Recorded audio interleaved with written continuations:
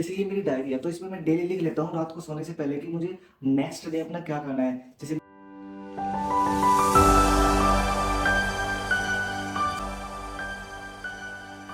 Hello guys, तो आज हम बात करने वाले हैं एक ऐसे टॉपिक पे जिसको सीए में एंटर करने से पहले है ना जानना बहुत ज़्यादा ज़रूरी है कि हम अपनी सीए की जर्नी स्टार्ट कैसे करें। क्योंकि 12th तक तो हमें टीचर गाइड करते थे और सबसे बेस्ट थिंग जो स्कूल की थी कि टाइम टू टाइम टेस्ट होते थे, रिवीजन होती थी, जिससे हमें फेल होने का डर तो ख़त्म ही हो जाता था। पर अब अगर आप सीए की जर्नी में आना चाहते हैं ना तो आपको 4 पॉइंट्स जरूर फॉलो करने हैं जो आपको सीए में फर्स्ट अटेम्प्ट में पास होने में जरूर हेल्प करेंगे। तो चलो बिना टाइम वेस्ट किए ना अपने पॉइंट्स को, अपनी वीडियो को स्टार्ट करते हैं। हमारा सबसे पहला पॉइंट है सेल्फ मोटिवेटेड। जब हम अपनी सीए की जर्नी स्टार्ट करते हैं ना तो स्टार्टिंग में तो ये रहता है कि भाई मैं 12-12 घंटे पढ़ूंगा, डेली रिवीजन करूंगा। पर भाई धीरे धीरे आते आते है ना हमारा पूरा मोटिवेशन डाउन हो जाता है। तो भाई अगर आप सीए स्टार्ट करना चाहते हैं ना तो ये आपको ध्यान में रखना पड़ेगा कि आपको कोई भी मोटिवेट करने वाला नहीं होगा। आप स्कूल में तो टीचर्स आपको मोटिवेट कर देते थे, पर भाई आपको सेल्फ स्टडी करनी है। यहाँ पे खुद को लैपटॉप खोलना है, फ़ोन खोलना है, क्लास लेनी है। और क्लास लेने की तो छोड़ो, आपको रिवीजन भी करनी है। कोई आपको ये बोलने वाला नहीं होगा कि भाई कल तुम्हारा टेस्ट होगा। तो मैंने ये तो बता दिया कि आपको सेल्फ मोटिवेटेड रहना है, पर रहना कैसे है तो भाई मैं अपना बताता हूँ कि मैं खुद सेल्फ मोटिवेटेड कैसे रहता हूँ। तो भाई सबसे पहले तो है ना अपने जो स्टडी चेयर है ना, स्टडी टेबल है, उसके फ्रंट में अपनी एक पिक्चर चिपका दो जिस पे लिखा हो सी ए। जैसे मैंने कर रखा है, मैं आपको इस वीडियो में दिखा दूंगा आपको। तो उसमें है ना आपको मोटिवेट रहने में है ना बहुत ज़्यादा हेल्प होती है, क्योंकि आपको जब भी आप पढ़ाई करने बैठोगे ना आपके सामने वो पिक्चर लगी होगी जिस पे लिखा होगा सी ए, जो कि आपको सबसे ज़्यादा मोटिवेशन देगी। और दूसरा हमारा, अगर आपको कोई भी बेस्ट फ्रेंड है, भाई ऐसा वैसा बेस्ट फ्रेंड नहीं, वो बेस्ट फ्रेंड जो आपको पढ़ाई के लिए मोटिवेट करता हो, जो हमेशा आपको पढ़ाई के लिए ये बोलते हो कि भाई पढ़ ले, उससे बात करनी है आपको। जब भी आपको डिमोटिवेटेड फील हो रहा है ना तो आपको उससे बात करनी है। और अगर आपका फ्रेंड कोई है ही नहीं तो भाई यूट्यूब भरा पड़ा है इतनी मोटिवेशन वीडियो से होती है भाई।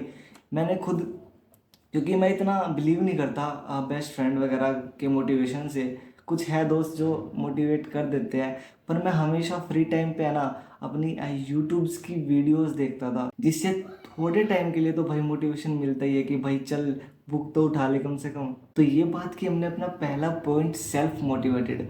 अब बात करते हैं हमारा सेकंड पॉइंट, कंसिस्टेंसी। भाई जब हम सीए में एंटर करते हैं ना, जैसे मैंने बताया स्टार्टिंग में तो ये रहता है कि भाई मैं 12 घंटे 13 घंटे ऐसे पढ़ूंगा, और करते भी है। स्टार्टिंग में हम करते भी है क्यों, थोड़ा एक जोश सा रहता है कि भाई मुझे बस फर्स्ट अटेम्प्ट में क्लियर करना है। पर धीरे धीरे आते हैं ना भाई क्लास भी लेना बंद कर देते हैं हम, एक टाइम पे ऐसा आ जाता है।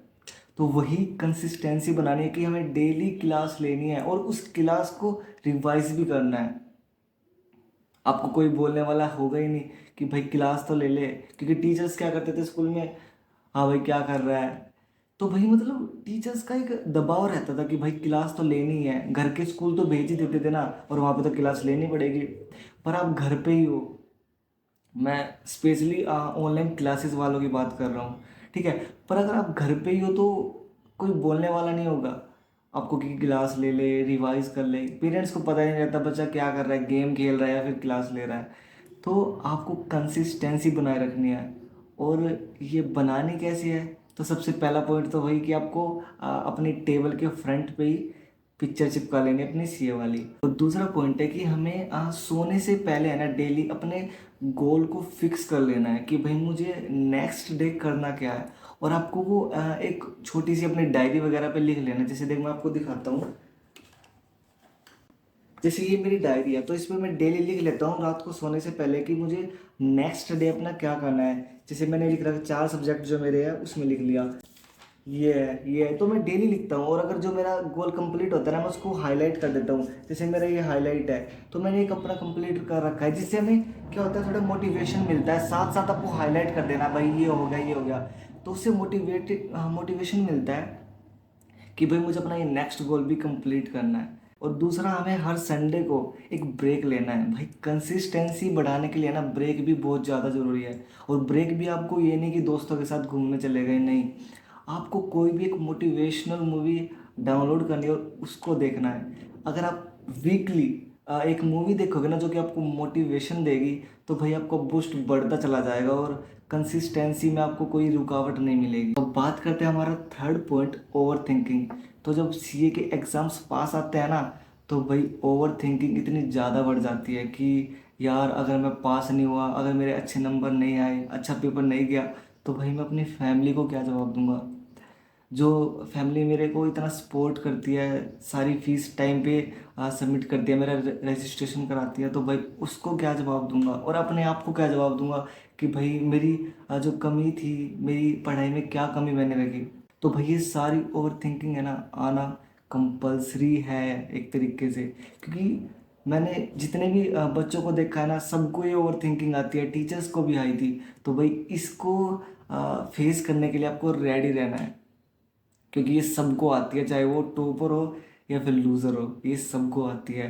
भाई ओवर थिंकिंग को फेस करने के लिए आपको रेडी रहना पड़ेगा। और इसको दूर करने का सिर्फ एक ही उपाय है कि आपको वे दोनों पॉइंट जो मैंने पहले बताए थे, सेल्फ मोटिवेटेड और कंसिस्टेंसी, इसको करना है। इससे ही आपकी ओवर थिंकिंग थोड़ी कम हो सकती है, पर ये बिल्कुल भी ख़त्म नहीं हो सकती। तो आपको सीए में एंटर करने से पहले ये जानना बहुत ज़्यादा ज़रूरी है। तो अब बात करते हैं हमारा लास्ट पॉइंट, सेल्फ असेसमेंट।